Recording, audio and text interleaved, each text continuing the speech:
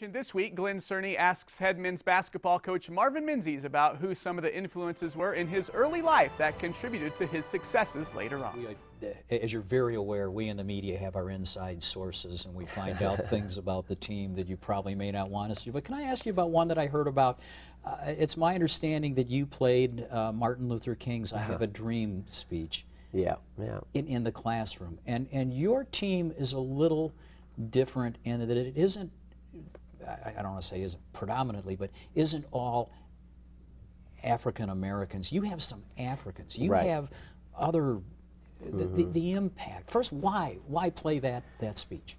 Well, I think each one teach one. You know, go back to the old cliches that are still very alive and well, and the reason they became cliches are because of the significance of them. I think it's very important that you never forget where you came from. I think it's important that you enlighten and mentor and develop young minds in order so that they can grow up to be the type of people that you would feel proud that you were a part of their development.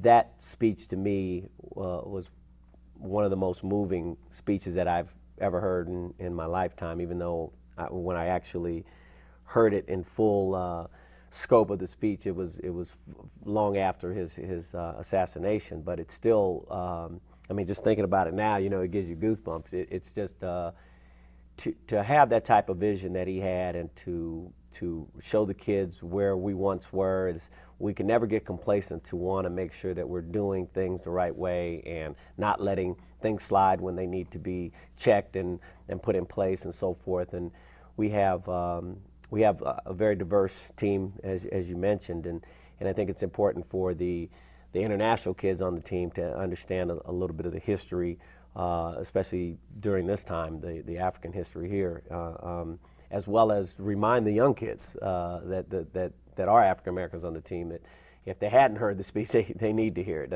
That was just a moving, moment in history at the footsteps of the Lincoln Memorial. Is there one black individual in history that you look at and perhaps emulate or wish people knew more about? I've had some mentors that weren't necessarily popular and historical figures, and I had some great coaches and teachers, and as well as my father, who was a teacher as well, and who was one of my, and still is, my hero and role model, and just the work ethic he had and the way that he lived his life was, obviously when he would speak, then I would listen. We had he's old school, and so.